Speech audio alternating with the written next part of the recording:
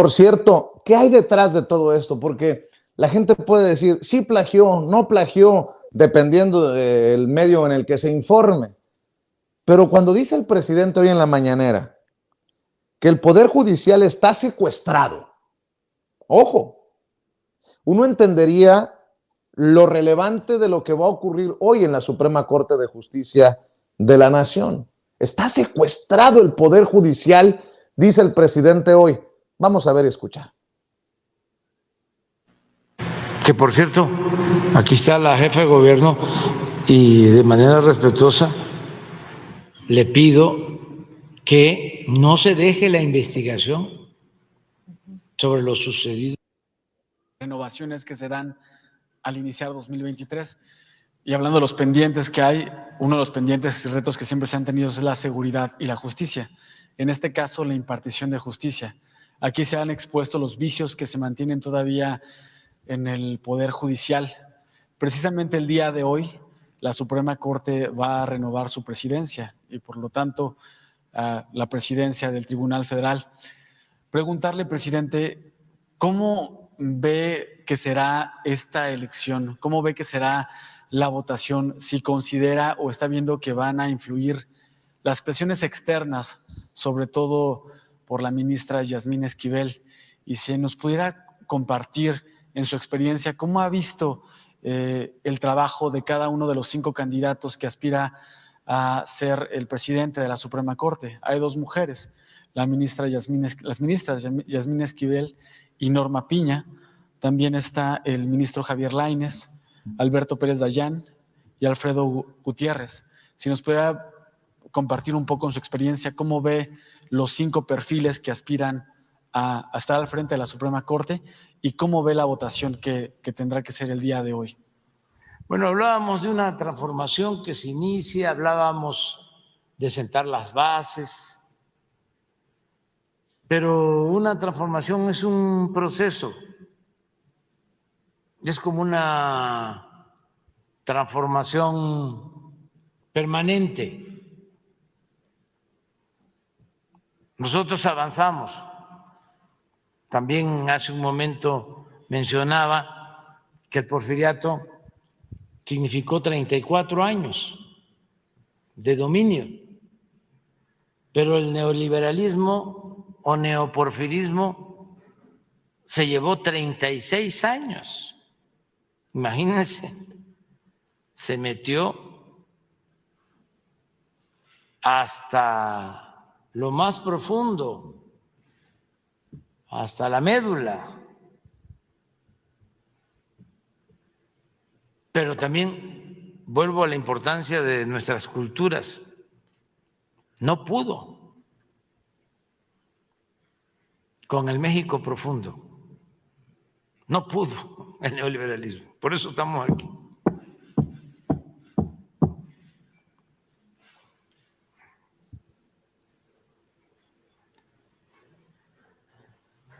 Entonces, fue bastante lo que avanzaron en querer que México fuese país de unos cuantos.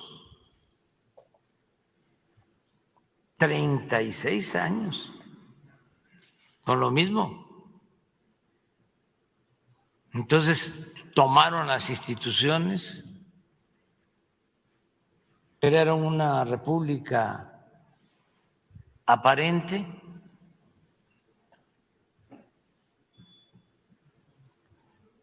dedicaron el gobierno a facilitar el saqueo,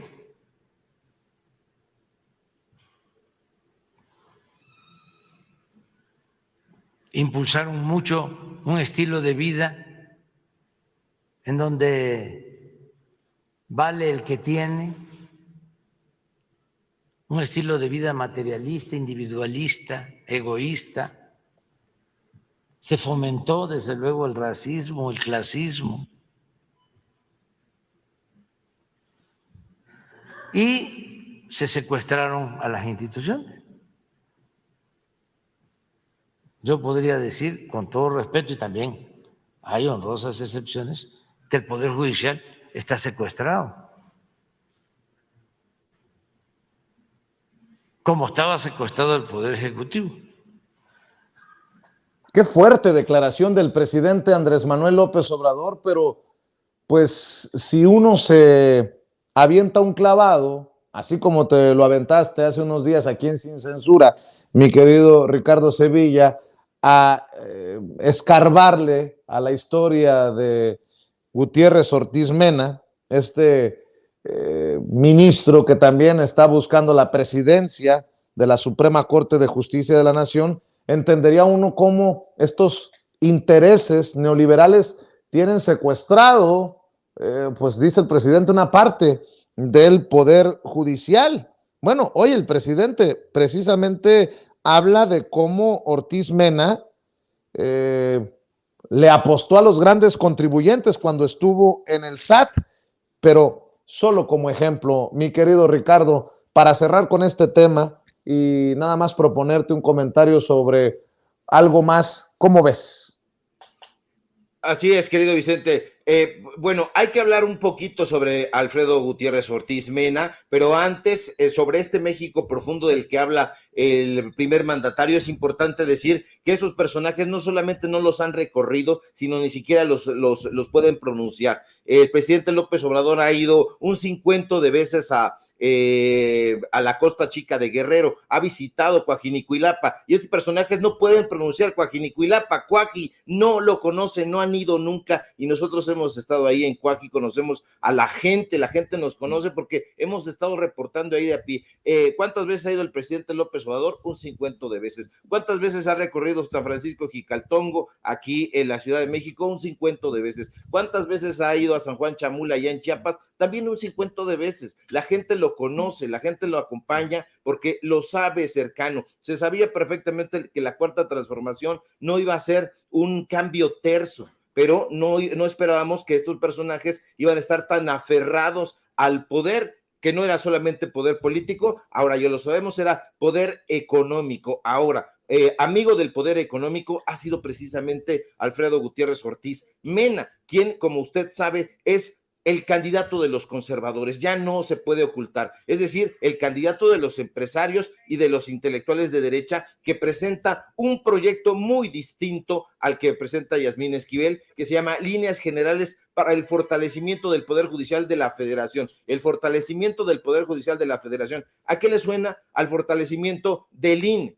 y se concentra en algo muy, muy huero, con H, muy somero, que es la participación activa de jueces y magistrados y consejeros. O sea, no ha habido participación activa. ¿De qué está hablando este personaje? Ahora, que no se nos olvide en ningún momento que en noviembre de 2012 este personaje formó parte de las ternas propuestas por ¿quién cree usted? Por Felipe Calderón, y fue posteriormente designado ministro de la Suprema Corte de Justicia. Por eso le decía yo al principio que este personaje es un absoluto calderonista, amigo de Héctor Aguilar Camín, que le da un espacio en el juego de la Suprema Corte en la revista Nexos. No hay que perder de vista que este personaje entre el 95 y 2012 se desempeñó en la práctica privada. Es un sujeto que siempre ha estado a favor de los grandes corporativos en firmas no solamente nacionales, sino en firmas también internacionales. Eso no ha dicho porque querían que pasara